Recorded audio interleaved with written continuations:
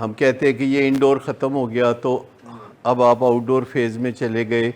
اب آپ کے جو روٹ کاز ہے اس کے اوپر بات کرتے ہیں.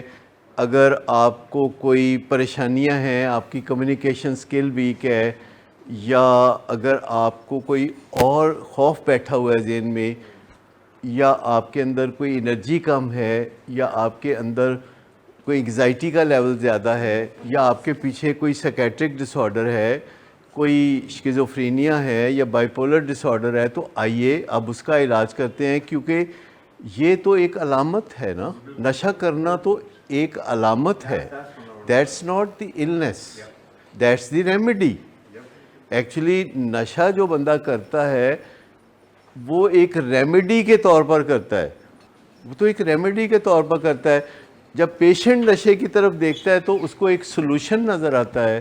جب گھر والے نشے کی طرف دیکھتے ہیں تو ان کو وہ ایک پرابلم نظر آتا ہے. تو بیچ میں جب آنکھیں چار ہوتی ہیں تو مسئلہ کیا ہوتا ہے کہ گھر والے دیکھ رہے ہیں تو پرابلم نظر آتا ہے. ان کو کیوں پرابلم نظر آتا ہے؟ کانسیکوینسز کی وجہ سے. لیکن جو پیشنٹ ہے جب اس کے اندر نشہ جا رہا ہوتا ہے تو اس کو کیا فیل ہو رہا ہوتا ہے؟ اس کو ریلیف, چاہے 2 منٹ کا, چاہے 4 منٹ کا, چاہے 1 گھنٹے کا, چاہے جو بھی اس کی کنڈیشن ہے, اس کو ایک ٹیمپریری ریلیف مل رہا ہوتا ہے. تو ہمیں سمجھنے کی ضرورت ہے کہ کون سی چیز بیماری ہے اور کون سی چیز اس کی علامت ہے. مثال کے طور پر آپ نے سنا کہ مولانا طارق جمیل کے صاحبزادے جو ہیں انہوں نے خودکشی کر لی. تو یہ علامت ہے ایک بیماری کی. یہ خودکشی جو ہے یہ ایسی علامت ہے جیسے بخار ایک علامت ہے, جیسے کھانسی ایک علامت ہے. بندہ جو ہے آپ کو کہتا ہے کہ جی میرا مرن دل کرتا ہے, میرا آوازار ہاں, کوئی دنیا اچھی نہیں لگتی, تو آپ غور کرتے یار زندگی جیسی نعمت کے بارے میں یہ جو بات کر رہا ہے, واٹس رانگ ود ہم. تو ہم اسے کہیں گے کہ یہ 1 2 3 پہ ہے, 1 2 3 پہ بیزار پھردا ہے, ڈپریس پھردا ہے, کدی مرندیاں گلاں کردا ہے, کدی کہندا ہے کوئی نہیں چنگا لگتا, کوئی شے نہیں چنگی لگتی, اچھا پھپھو کیوں آ گئی ہے, فلانا کیوں ہو گیا ہے, ٹمکانا. وہ کوئی نہ کوئی سلام بھی کرو تو وہ کہندا ہے یار روز سلام کرنا تو تینوں کو پرابلم ہے. میں اپنی آنکھوں سے بندے کو یہ کہتے دیکھا ہے, کہتا انہیں ہمیں ہر روز ہی تو سلام کر دینا ہے, مطلب سلام کتنے دیر پہ جو کرنا چاہیے. تو یہ چیزیں چلتی ہیں, یہ 1 2 3 ہے. پھر وہ کہتا ہے کہ کوئی زندگی ہے, وہ میں بس میرے اندر کی آواز ہے کہ تم اس دکھ کو ختم کرو, مکاؤ. تو یہ 4 5 6 ہے. پھر وہ کوئی پریکٹیکل سٹیپس لینے شروع کر دیتا ہے, کوئی اپنی چیزیں بانٹنا شروع کر دیتا ہے, کوئی ساس اپنے زیور بانٹنے شروع کر دیتی ہے, کوئی یہ کرنا شروع کوئی اپنے آپ کو ہلکا پھلکا کر رہا ہے کہ مجھے اب چیزوں کی ضرورت نہیں ہے, یا اس طرح کی باتیں کرتا ہے کہ میں اب لمبے سفر پہ جا رہا ہوں, اب بس میں اگر کبھی آپ کو یاد آؤں تو میرے لیے دعا کرنا. اس طرح کی جب باتیں کرتا ہے تو وہ 7 8 پہ ہے. اور پھر وہ اگر اس طرح کی باتیں کر رہا ہے کہ کسی سے پوچھ رہا ہے کہ فلاں چیز کہاں سے ملتی ہے, جیسے چوہے مارنے والی دوائی کہاں سے ملتی ہے, فلانا کیا ہوتا ہے, ڈمکانا کیا ہوتا ہے, تو وہ آگے بڑھ رہا ہے. اور علامت جب آگے بڑھ رہی ہے تو آپ کو سب سے پہلے اب اسے ریسکیو کرنا ہے, اور اس کے بعد پھر اس سے بات ہو سکتی ہے جہاں بھی وہ ہے. کیونکہ جب کوئی خودکشی کے گورکھ دندے میں پھنس جاتا ہے تو اس کے اندر 2 آوازیں ہوتی ہیں. ایک آواز آ رہی ہوتی ہے کہ تم اپنے آپ کو ختم کر لو, تم اس دنیا میں رہنے کے قابل نہیں ہو, اور تمہاری کم از کم سزا یہ ہے کہ تم اپنے آپ کو ختم کر لو. اور پھر ایک دوسری آواز آ رہی ہوتی ہے کہ نہیں یار ایڈی بھی کوئی گل نہیں, نہ کر یہو جیاں گلاں, باز آ جا, نہ کر. یہ پیرالل ڈائلاگ چل رہا ہوتا ہے, اور جو آواز آتی ہے کہ اپنے آپ کو ختم کر لو, یہ برین سے آ رہی ہوتی ہے, برین سے, ہارڈ ویئر سے آ رہی ہوتی ہے, ہارڈ ویئر سے پاپ اپ آ رہا ہوتا ہے. کیونکہ برین کے اندر کیمیکل کا اجتماع غلط ہو گیا ہے, کالے بادل اکٹھے ہو گئے ہیں برسنے کے لیے, اجتماع غلط ہو گیا ہے.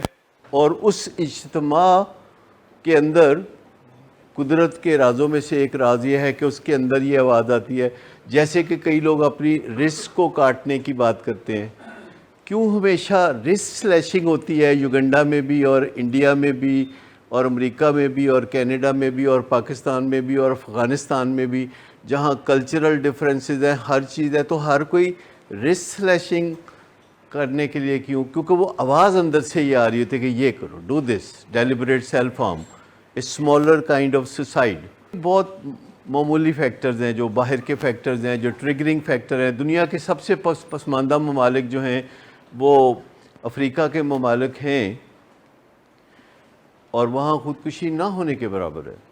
دنیا کے سب سے جو رچ اور پراسپرس ممالک ہیں جیسے جاپان, جیسے ڈنمارک, امریکہ, کینیڈا, وہاں خودکشی کا رجحان سب سے زیادہ ہے. It's all biological. اس کے اوپر موسم کے بھی اثرات ہوتے ہیں, اس کے اوپر کوئی شیم دیتا ہے تو اس کے بھی اثرات ہوتے ہیں, پر وہ بہت مائنر ہیں, 5%, 10%.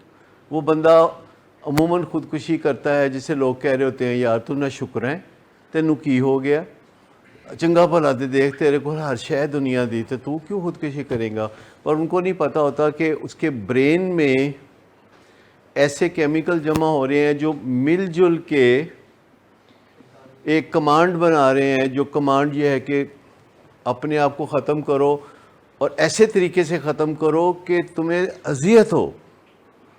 یعنی جو لوگ یہ کام کرتے ہیں بعض اوقات وہ بہت اذیت ناک طریقہ چنتے ہیں اور وہ سوچتے رہتے ہیں. ابھی یہ مولانا کے صاحبزادے نے اکثر سوچا تھا کہ ایسا کرنا چاہیے. ایک پہلے بھی اٹیمپٹ کی تھی جو انہوں نے بات نکل دی. ایک گارڈ آیا تو اس نے کہا یہ گن مجھے دو. اب گارڈ ایک معمولی ملازم, اس نے کہا لو, اس نے گن پکڑی, اس نے اپنے آپ کو ختم کر لیا. تو شیم کا ایلیمنٹ یعنی کتنا بڑا.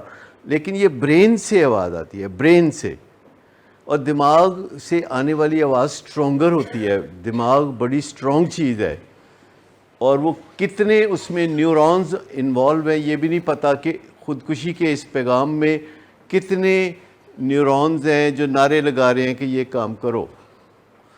اور اس کے مقابلے میں جو مائنڈ سیٹ ہے, یعنی مائنڈ ہے یا ماسٹر مائنڈ ہے, وہ کہتا ہے یار نہ کرو, جانے دو, تمہاری مہربانی, کوئی اور سوچو کچھ. اور یہ بات دونوں کے درمیان چل رہی ہوتی ہے, اور وہ 1 2 3 پہ ہوتے ہیں, تو پھر 4 5 6 پہ آ جاتے ہیں. پھر آواز جو ہے مائنڈ کی مضبوط ہوتی ہے, کوئی کاؤنسلنگ آتی ہے تو وہ واپس 1 2 3 پہ آ جاتے ہیں. پھر کوئی میڈیٹیشن ہوتی ہے جس سے وہ کیمیکلز کا اجتماع روکا جا رہا ہوتا ہے, تو پھر اس سے بھی فرق پڑتا ہے. کبھی ECT لگاتے ہیں تو اس سے بھی فرق پڑتا ہے. لیکن جو سب سے بڑی رکاوٹ ہے وہ شیم ہے کہ گھر کی بات گھر میں رہنی چاہیے. آپ کو پتہ ہے انہوں نے گھر میں ایک سیکیٹرسٹ ذاتی طور پر رکھا ہوا تھا, ذاتی طور پر, جو کہ ان کے پیشنٹس کو لک آفٹر کرتا تھا. ان کے گھر میں فیملی میں کچھ اور لوگ بھی تھے, اور وہ ذاتی ایک ملازم سیکیٹرسٹ رکھا ہوا تھا جو ECT بھی یا کوئی ٹریٹمنٹ یا جو کچھ بھی ہے ناٹ نون ٹو می وہ دے رہا تھا. آپ کو پتہ ہے مائیکل جیکسن کے ساتھ کیا ہوا تھا؟ ڈاکٹرز نے کر نہیں دی تھی, وہ پروسیس ہی ایسا تھا, اس نے ڈاکٹر ملازم رکھے ہوئے تھے. اگر کوئی بندہ دیکھے اپنا ایک ڈاکٹر ملازم رکھ لیتا ہے جو کہ ٹیکا لگاتا ہے اور دیکھ کے لگاتا ہے کہ کتنا لگانا ہے, اور مریض کو پوچھتا ہے پھر کتنا مزہ آ رہا ہے, وہ کہتا ہے بہت مزہ آ رہا ہے, کہتا ہے چلو ٹھیک ہے, یا کہتا ہے نہیں مزہ آ رہا تو کہتا ہے ہو لاؤ. تو پھر کیا بنا آخر میں؟ لاہور میں ایک میں ذاتی طور پر جانتا ہوں ایک پیشنٹ جس کی اب ڈیتھ ہو چکی ہے, وہ اس نے بھی ڈاکٹر رکھا ہوا تھا, لیکن انہوں نے فل ٹائم نہیں رکھا ایسی 24/7. سب سے پہلی بات یہ ہے کہ یہ سمجھنا بہت ضروری ہے کہ دیر از نو ادر سوسائڈ دین دی پیتھولوجیکل سوسائڈ. یہ ایک علامت ہے. جب سب سے پہلے اگر اس کو ہم سمجھ لیتے ہیں تو پھر ہم یہ نہیں کہیں گے کہ جی میٹرک چ فیل ہو کے تو خودکشی کر لی, کڑی نو طلاق ہو گئی تو خودکشی کر لی. تو یہ ساری باتیں ہیں وہی 2% ان کا اثر ہے, اور یہ ایک دم نہیں ہوتی, اندر بڑی جد و جہد چلتی ہے. اور عموماً جب کوئی بندہ گھر میں بات کرتا ہے تو اس کو سنب کر دیا جاتا ہے، کہتے ہیں حرام موت ہے، تینوں نہیں پتا تے تو کہ یہ تینوں پرابلم ہے، شکرا تو دو گالاں بھی کر دیتے ہیں پیار نال، تو وہ سنب ہو جاتا ہے۔ لیکن پھر اس کے اندر وہ ڈائلاگ چلتا رہتا ہے، ہم بات کرنا چاہتے ہیں، بات نہیں کر سکتے، کیونکہ ہمیں لگتا ہے کہ بات کرنے سے فساد ہوگا، کیونکہ آپ وہ کہتے ہیں کہ جس شیطان سے واقفی ہو تو اس سے بندہ کمفرٹیبل ہوتا ہے، تو بندہ کہتا ہے کہ سینیریو نہ چینج کرے، اسٹیٹس کو یہی رکھتے ہیں اور کوشش کرتے ہیں کہ بات نہ کریں، اور جہاں بات نہیں کرنی ہوتی وہاں کر جاتے ہیں۔ تو یہ دو بہت بڑے ایشو ہیں انسانی زندگیوں کے، کہ جہاں بات کرنی ہے وہاں بات نہیں کرنی، جہاں بات نہیں کرنی وہاں بات کر جانی ہے اور فساد پیدا کرنا ہے۔ لیکن اصل بات یہ ہے کہ دماغ کو ہم ایک سگے والے آرگن کے طور پر نہیں لیتے، ہم اس کو سمجھتے ہیں کہ جیسے اس کی لک آفٹر کی ضرورت نہیں ہے۔ ہم دماغ بولتا نہیں ہے، اپنی تکلیف کا باقاعدہ بتاتا نہیں، کیونکہ دماغ میں ایک پرابلم ہے، قدرتی طور پر ہے کہ دماغ میں پین ریسیپٹر نہیں ہوتے، دماغ میں درد کے ریسیپٹر نہیں ہوتے۔ انسان کا جو دماغ ہے اس کے اندر تکلیف محسوس نہیں کی جا سکتی، یعنی برین کا جو اندر کا حصہ ہے، جو 1.25 کلو کا برین ہوتا ہے تقریباً، اس میں درد کے لیے انتظام نہیں ہے۔ جیسے ہمارے جسم میں پیٹ میں درد ہو تو انتظام ہے کہ ہمیں پتہ چل جائے، دانت میں درد ہو تو انتظام ہے کہ پتہ چل جائے، تو دماغ میں ایسا کوئی سسٹم نہیں ہے کہ دماغ میں کہیں اندر چوٹ لگے تو ہمیں درد ہو، لہٰذا دماغ بولتا نہیں ہے۔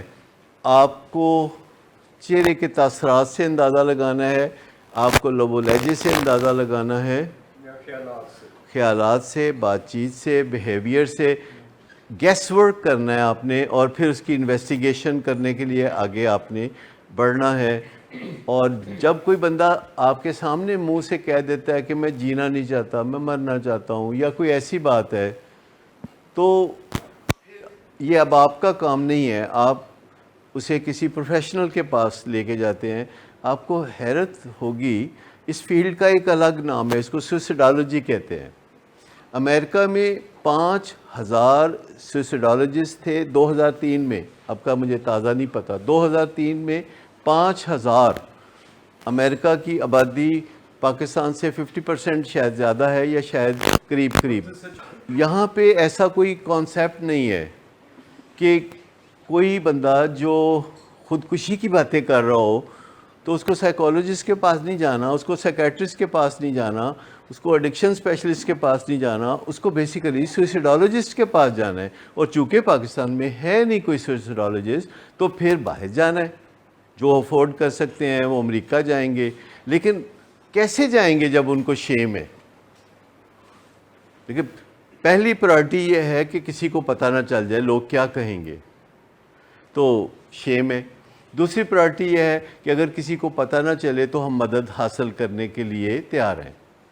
اٹ وونٹ ورک، کیونکہ شیم جو ہے، جو کہتی ہے کسی کو پتہ نہ چلے، وہ آپ کی اتنی انرجی کھا جاتی ہے کہ باقی کچھ بچتا نہیں ہے پرائرٹی نمبر 2 کے لیے۔ تو اگر ہم پرائرٹیز کو شفٹ کر دیں، پرائرٹی نمبر 2 کو پرائرٹی نمبر 1 بنا دیں، کہ ہم نے علاج کو پہلے نمبر پہ رکھنا ہے، ہاں اگر کسی کو پتہ نہ چلے تو اچھی بات ہے۔ یہ بات نہیں کہ اگر کسی کو پتہ چلا تو پھر ہم علاج کو پسے پش ڈال دیں گے۔ اگر آپ نے سیشن میں آنا ہے تو آپ کے گھر میں کوئی مہمان آ گئے ہیں جن کو یہ بات کا نہیں پتہ، تو نارملی آپ کیا کرتے ہیں؟ یہ واحد چوائس ہے کہ ان کو سب بتانا پڑے گا، یا آپ یہ بھی کہہ سکتے ہیں کہ ہمیں ایک ایمرجنسی میں جانا ہے، آپ کو بتا نہیں سکتے کہاں پر ہم جا رہے ہیں۔ ایک میاں بیوی اپنے بچے کو داخل کرا کے تو جا رہے تھے فرانس 2 ہفتے کے لیے، تو میں نے ان کو کہا کہ یہ کتاب ہے، آپ چونکہ 2 ہفتے سے کاؤنسلنگ سے باہر جا رہے ہیں تو یہ کتاب آپ لے جائیے, 2 ہفتے میں آپ دونوں میاں بیوی نے یہ پڑھ لینا ہے. اب یوں سمجھے کہ دونوں گریڈ 21 تک کے لیول کے افسر تھے. 2 ہفتے کے بعد وہ واپس آئے تو میں نے پوچھا کہ وہ کتاب پڑھی آپ نے؟ کہتے ہیں نہیں ڈاکٹر صاحب. میں نے کہا کیوں نہیں پڑھی آپ؟ کہتے وہ ایکچولی ہمارے ساتھ ہماری جٹھانی اور جیٹھ بھی گئے تھے تو ان کے ڈر سے پھر ہم یہ کتاب نہیں پڑھ سکتے تھے. تو میں نے کہا آپ دونوں کپل ایک ہی کمرے میں ٹھہرے تھے, یہ تو کافی مشکلات ہوئی ہوں گی آپ. کہتے ہیں نہیں ڈاکٹر صاحب اپنے اپنے کمرے سے ٹھہرے. تو میں نے کہا کہ پھر یہ آپ اپنے کمرے میں کتاب پڑھ سکتے تھے؟ کہتے نہیں وہ تو میں سوٹ کیس سے سب تو تھلے رکھی سی کتاب, خاکی کاغذ چڑھا کے. میں کیا اس بات کا امکان تھا کہ کیا ڈر تھا کہ آپ نے خاکی کاغذ چڑھا کے؟ کہتے بس میں تو باہر بھی جو جانی سا نا تو میں سوچ نہیں سا کہ پچھوں میری جٹھانی میرے کمرے سے جا کے میرے سوٹ کیس کی تلاشی لے کے اگر انہیں یہ کتاب ویکھ لی تو کی بنے گا. اصل میں جب آپ نشے کے مریضوں کے ساتھ ڈیل کرتے ہیں تو آپ بہت کچھ سیکھتے ہیں. وہ آپ کے استاد ہوتے ہیں, وہ آپ کو دنیا کا مشکل ترین انٹریکشن دیتے ہیں. وہ آپ کے ساتھ ایسی بات چیت کرتے ہیں جو مشکل ترین بات چیت ہوتی ہے. آپ کا واسطہ ان لوگوں سے پڑتا ہے نشے کے علاج میں جنہوں نے اپنے گھر والوں کو آگے لگایا ہوتا ہے اور قابو نہیں آ رہے ہوتے کسی کے, اور مشکل بات چیت کرنے کے ماہر ہوتے ہیں, جادوگر ہوتے ہیں پورے. تو اگر آپ ان کا علاج میں حصہ لے رہے ہیں اور 45 سال سے لے رہے ہیں تو آپ نے کچھ سیکھا ہوگا کہ پھر آپ کوئی اور کام بھی کر سکتے ہیں. مجھے بتائیے کہ میڈیکل کے فیلڈ میں نشے کی بیماری کے علاج سے مشکل کام کوئی ہے؟ نہیں ہے نا, بہت ٹف. سیکیٹرک پیشنٹ کے علاج سے مشکل کام کوئی ہے؟ اگر آپ لسٹ پہ لائیں تو سب سے مشکل ایڈکشن, پھر سیکیٹری, پھر نیورولوجی, پھر آگے چلتے ہیں فیلڈ. اس میں اس لحاظ سے تو بڑے بڑے آسان فیلڈ ہیں, اور پیسہ کمانے کے لیے نشے کے علاج کے پروفیشن کو جو چننا ہے یہ تو پھر ایسی اپنا سر دینے والی بات ہے بیل کے سینگ میں. تو اس میں میں آپ کو بتاؤں کہ محض پیسہ کمانا جو ہے وہ بہت زیادہ مشکل نہیں ہے, وہ تو بہت آسان کام ہے. آپ میں جو بھی سیکھنا چاہے, آج کل میرے گھر میں ایک میاں بیوی ہیں, 2 جوڑے ہیں میرے گھر میں, ان کے 2 بچے ہیں, اور وہ ان میں سے ایک کو شوق ہے کہ ان کا اپنا گھر ہو اور وہ بھی امیر ہوں اور وہ بھی یہ ہوں اور وہ بھی وہ ہوں, اور اثر اس چکر میں وہ کوئی نہ کوئی پیسے گوا بیٹھتے ہیں. تو میں نے ان کو بولا, میں نے کہا دیکھو تم امیر ہونا چاہتے ہو تو کوئی مسئلہ نہیں, تم آرام سے بیٹھو, یہ پیسے ضائع جو کر. وہ ایک پلاٹ اور کوئی چھوٹا سا گھر بھی بنانے کے چکر میں وہ بھی پھنسنے لگے تھے. تو میں نے اپنے وکلا ساتھ بھیجے کہ جا کے انہوں نے ویکھو کیڑا بندہ جہاں انہوں نے پٹھی متے لاندا ہے, انج نہیں ہو سکتا جڑیاں گلاں دسدے نے. تو وہ وکیل گئے تو انہوں نے جا کے دیکھی جگہ, کہتے ڈاکٹر صاحب فراڈ ہے یہ تو نہ کریں. تو میں نے کہا انہوں نے سمجھاؤ تہاڈے نال نے, تو وہ سمجھ گئے بات سمجھ. لیکن میں نے انہیں بولا کہ دیکھو آپ اپنا گھر بنانا چاہتے ہیں, آپ چاہتے ہیں آپ کے بچے پڑھیں. تو 2 ہی ان کی خواہشیں تھی کہ ایک تو ہم چاہتے ہیں کہ جس طرح ہم لوگوں کے گھروں میں کام کرتے ہیں یا آپ کے گھر میں کام کرتے ہیں, ہمارے بچوں کو یہ نہ کرنا پڑے, ہمارا کوئی اپنا گھر ہو اور ہمارے بچے کچھ پڑھ لکھ جائیں. تو میں نے کہا کہ گول بہت اچھے ہیں, لیکن اگر آپ نے اپنا گھر بنانا ہے تو آپ کے سرکمسٹانسز کو میں دیکھ کے کہہ سکتا ہوں کہ آپ کو 8 سال کا ٹائم سیٹ کرنا چاہیے کہ 8 سال میں اپنا گھر بنائیں گے. آپ چاہتے ہیں کہ بس 2 مہینے بعد بن جائے, 3 مہینے بعد, یہ آپ کا ایک جو ذہن ہے یہ آپ کو ڈیفیٹ کرے گا. جب بھی آپ کوئی گول سیٹ کرتے ہیں تو اس میں 2 چیز ہوتی ہے کہ ایک تو میں یہ کرنا چاہتا ہوں, دوسرا اتنی دیر میں کرنا چاہتا ہوں. لیکن ہمارا یہ جو دوسرا معاملہ ہے کہ کتنی دیر میں نشہ چھوڑنا چاہتا ہوں, ایسے ہی چھڑتا آج شام تو, بلکہ کل ہی چھڑتا سی. تو اس طرح نہیں ہوتا. سب سے پہلے آپ یہ کرتے ہیں کہ کوئی جب گول سیٹ کرتے ہیں تو آپ بڑے کرسٹل کلیئر طریقے سے سیٹ کرتے ہیں, اور اس کا جو زیادہ امپورٹنٹ حصہ ہے وہ ٹائم فیکٹر ہے. کہ وہ ٹائم فیکٹر اگر آپ نے صحیح چن لیا تو اس ٹائم فیکٹر سے آپ کو کامیابی ملنے والی ہے. پر ٹائم فیکٹر کو لوگ عموماً پسند نہیں کرتے, وہ کہتے ہیں اوور نائٹ, جو بھی کوئی ہوتا ہے اوور نائٹ. جبکہ ایک آدمی جو 25 سال کی عمر کو پہنچتا ہے, تعلیم حاصل کر لیتا ہے, تو اسے امیر ہونے کے لیے 15 سے 25 سال چاہیے. 15 سے 25, 15 سے پہلے نہیں, 25 کے بعد نہیں, اس دوران کہیں 15 سے 25 کے دوران وہ ہو سکتا ہے فیئر مینز کے ساتھ. لیکن لوگ جلدی کرنا چاہتے ہیں اور اس میں پھر نہیں ہوتا, یا لوگ غلط طریقوں سے کرنا چاہتے ہیں اور اس میں وہ بیک فائر کر جاتا ہے. ایک تو یہ یاد رکھیں کہ چاہے نشے کی بیماری کا معاملہ ہو یا چاہے کوئی ہو, تو اس میں کچھ خاص وقت لگے گا, کہ اتنا وقت لگے گا تو یہ کام ہوگا, کیونکہ نشہ کرنا ایک علامت ہے. 7000 سال پہلے سے یہ چل رہا ہے کہ انسان نے یہ سوچا کہ اگر وہ کسی کالے بکرے کو ذبح کر دیں گے تو بلا جو کہ اس وقت آئی ہوئی ہے تو وہ ٹل جائے گی, کیونکہ اس کو کوئی فوری مصروفیت تو مل جائے گی نا, دھیان تے ہٹ جائے گا نا وہ.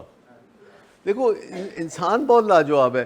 100 سال پہلے کسی کے سائیکوسس کا علاج اس طرح کیا جاتا تھا کہ اس کے سر پہ جن ہے تو ڈھول والے منگا لیتے تھے, اور وہ ڈھول زور زور سے بجاتا تھا تو یہ سمجھا جاتا تھا کہ یہ جو جن ہے ڈھول کی آواز سے آوازار ہو کے تے بھج جان گے. اور یہ پریکٹس دنیا کے کم و بیش کئی ملکوں میں اب بھی جاری ہے اور بہت عرصہ پہلے سے جاری ہے. تو آپ سوچ سکتے ہیں کہ کسی کے دماغ میں چھری سے پچھ لگا کے اس میں مرچیں چھڑکنا, کہ اس سے جو درد ہوگی وہ جن کو ہوگی اور وہ بھاگ جائے گا, یا اس کی پٹائی کی جائے تو اس پٹائی سے پریشان ہو کے بھاگ جائے گا, یا آپ نے سوچا کہ بلڈ پریشر ٹھیک کرنے کے لیے خون کی نالی کاٹیں گے تو خون بہہ جائے گا تو پیچھے ٹھنڈا ٹھار مریض ہو جائے گا, ٹھیک, یا اس طرح کے اور بہت سارے کام. مثال کے طور پر آپ یہ کبھی بلیو کر سکتے ہیں کہ زخموں کے اوپر کاؤ ڈنگ لگا کے پٹی باندھنے سے زخم بڑی جلدی ٹھیک ہوگا. یہ بھی پریکٹس ہوتی رہی نا. بس انسان کتنا سلو ہے اس کا اندازہ اگر آپ کرنا چاہتے ہیں تو اس بات سے کر لیجئے, انسان کتنا سلو ہے اس کا اندازہ اس بات سے کر لیجئے کہ وہ اس کرۂ ارض پر 2,50,000 سال پہلے آیا تو 2,40,000 سال تک بولیا ہی نہیں. ایڈا سیانا ہے انسان, اپریٹس تھا بولنے کا, آواز نکال سکتا تھا پر نہیں بولا. اس کو یہ فگر آؤٹ کرنے کے لیے کہ یہ جو اس کو گلا دیا گیا ہے, یہ جو اس کو دماغ دیا گیا ہے جس میں کچھ خیال آتے ہیں, تو یہ بات چیت کرنی چاہیے. تو 10,000 سال پہلے فقط یہ بات چیت شروع ہوئی. 2.5 لاکھ سال جو ہے اس میں سے 2,40,000 سال ضائع کر دیے. اچھا, اس کے بعد جو پہلا پروفیشن انسان نے آزمایا وہ کھیتی باڑی تھی. ابھی بھی انسان نے زیادہ تر کھیتی باڑی کو ہی نشانہ بنایا ہوا ہے. کتنے % لوگ کھیتی باڑی کرتے ہیں پاکستان میں؟ 70%. اچھا, جو کاروبار دنیا میں ہوا پتہ نہیں کب شروع ہوا, لیکن کاروبار کے بارے میں تعلیم پچھلے صدی کے آغاز میں دینا شروع کی, جسے MBA کہتے ہیں. تو آہستہ آہستہ انسان ترقی کر رہا ہے. تو اگر انسان کی رفتار یہ ہے تو ہمیں بھی معاف کر دیں, ہم بھی آہستہ آہستہ سیکھ ہی جائیں گے نا. لیکن اگر آپ تعاون کریں گے تو آپ کا جلدی فائدہ ہو جائے گا. آپ اگر ہمارے ساتھ تعاون کریں گے, آپ کے تعاون کے بغیر, ہم تو اپنی کم مائگی کو مانتے ہیں, لیکن اگر آپ تعاون کریں گے سب کا بھلا, سب کی خیر ہو جائے گی, آپ بھی خوش رہیں گے, آپ کے گھر والے بھی خوش رہیں گے, ہمیں بھی اچھا لگے گا. ابھی طاہا کے ابا مجھے وہاں ملے تو میں ان کی شرمساری کا اظہار کر رہا تھا کہ میں نے کہا جب کوئی پھر سے آتا ہے تو آپ ہی ہماری اب برادری ہے, اور تو سانو جانتا بھی کوئی نہیں ہوں. آپ ہی لوگ شادی بیاہ پہ بلا لیتے ہیں, کوئی منڈن سیریمنی ہو, کیا ہوتی ہے, منڈن سیریمنی ہو, سالگرہ ہو, شادی ہو, مہندی ہو, جی ہاں, تو آپ ہماری تو برادری آپ ہیں, ہمیں بھی تو شیم ہوتی ہے نا.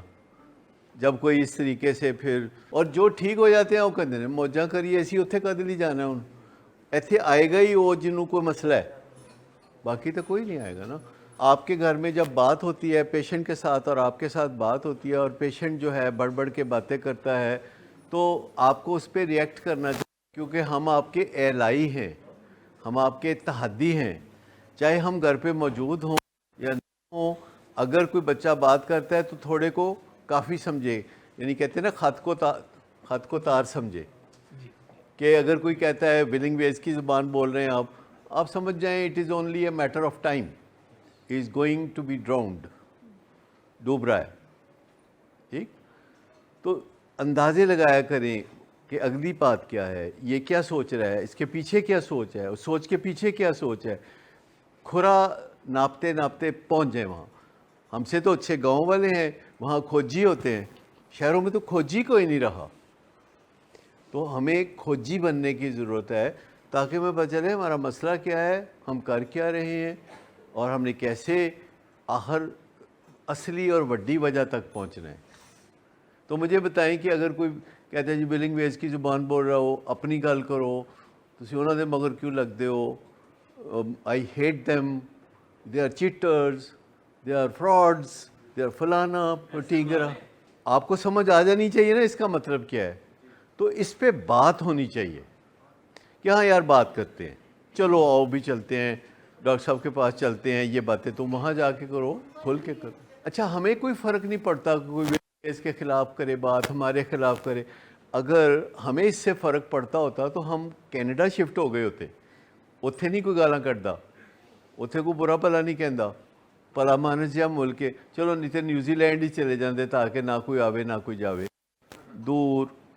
लेकिन हमें फ़र्क नहीं पड़ता, हमारा एक अपना मिजाज है कि 2-4 दिन कोई हमारे साथ कोई बिस्ती ना करे तो हमें खुद तकलीफ़ शुरू हो जाती है। ये सोचने की ज़रूरत है कि आपके बच्चे का फ़ायदा है कि आपके घर में जो माहौल हो वो प्रो रिकवरी हो, उसमें पार्टी बदलते ही पता चल जाएगा कि हमारे बच्चे, क्योंकि आप नजूमी तो है कोई नहीं, आपने कोई इंडिकेटर ही देखने हैं